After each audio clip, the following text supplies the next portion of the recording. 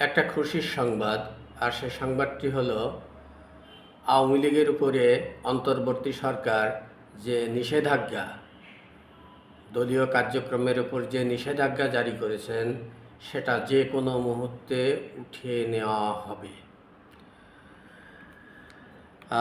আওয়ামী লীগের এই কার্যক্রমের উপরে নিষেধাজ্ঞাটি উঠে নেওয়া হবে বলে আজ জাতিসংঘ অধিবেশনের এক ফাঁকে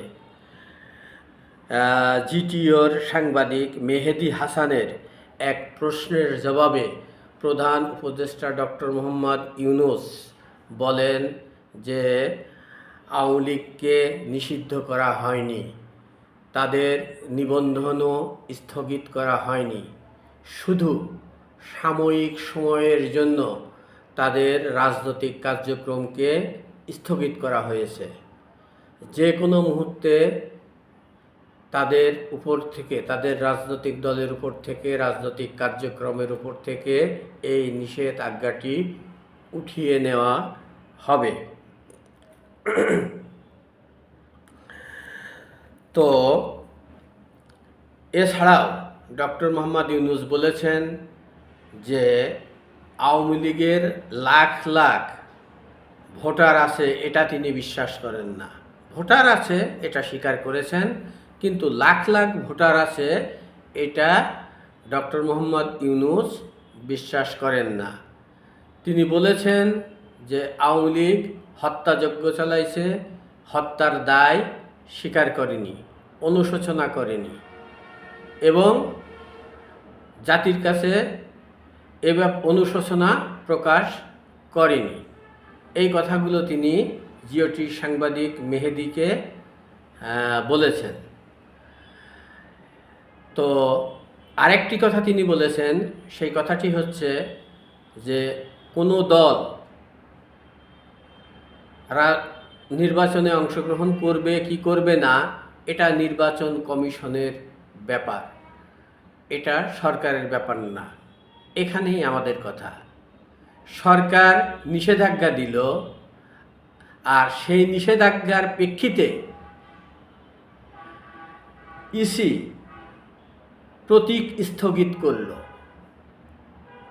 সরকার যদি নিষেধাজ্ঞাটি না দিতেন তাহলে ইসি কখনোই নৌকা প্রতীকটি স্থগিত করে প্রজ্ঞাপন জারি করতেন না, করার কোনো সুযোগ নেই। তো ডক্টর ইউনূসের এই কথাটি যে একটা চতুরতা, এটা তার কথার ভিতর দিয়েই প্রমাণ হয়ে যায়।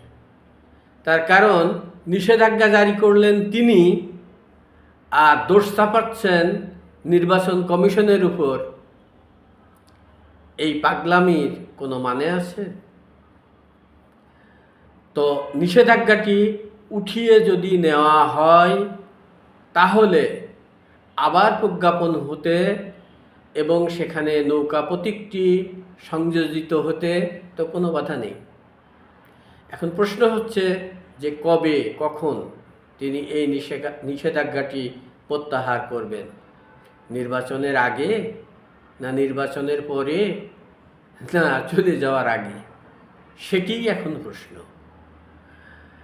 সেটা আমাদের কারোর জানা নেই। এমন একটা মোমেন্টে হয়তো তিনি নিষেধাজ্ঞাটি প্রত্যাহার করবেন যে মোমেন্টে আওয়ামী লীগের আর নির্বাচনে অংশগ্রহণ করার কোনো সুযোগ থাকবে না, সময় থাকবে না। কারণ একটা দলকে তার 300 আসনে যদি প্রতিনিধি দিতে হয়, তাদের মনোনয়ন দিতে হয়, তাহলে একটা বিশাল প্রক্রিয়া, একটা কর্মযজ্ঞ আছে। সেই কর্মযজ্ঞ সম্পন্ন করার জন্য যে সময়টি দরকার, সেই সময়টি হাতে না রেখে যদি রাজনৈতিক কার্যক্রমের উপর দেওয়া নিষেধাজ্ঞা তুলে নেওয়া হয়, তাহলে এর অর্থ দাঁড়াবে যে উনি গর্ব করে বলবেন যে আমরা তো নিষেধাজ্ঞা তুলে নিছি, এখন আওয়ামী লীগ নির্বাচনে অংশ নেয়নি, তাহলে আমাদের দোষ কোথায়? কিন্তু প্রশ্ন হচ্ছে যে একটা রাজনৈতিক দলের উপর যে নিষেধাজ্ঞা, সেটা যদি যথাসময়ে নির্বাচনে যদি তারা করে বা তাদেরকে যদি করতে দিতে হয়, তাহলে তা একটা নির্দিষ্ট সময়ের মধ্যেই সেই নিষেধাজ্ঞাটি প্রত্যাহার করতে হবে। তো উনি যদি জাতিসংঘ থেকে ফিরে, হাতে আমাদের আর বেশি সময়ও নেই, যদি আওয়ামী লীগের রাজনৈতিক কার্যক্রমের উপর যে সরকারের যে নিষেধাজ্ঞা, সেই নিষেধাজ্ঞাটি যদি দ্রুতই তুলে নেন, তাহলে আমার ধারণা আওয়ামী লীগ নির্বাচনমুখী হবে। আর সেই নির্বাচনটি অবশ্যই একটি গ্রহণযোগ্য নির্বাচন হবে।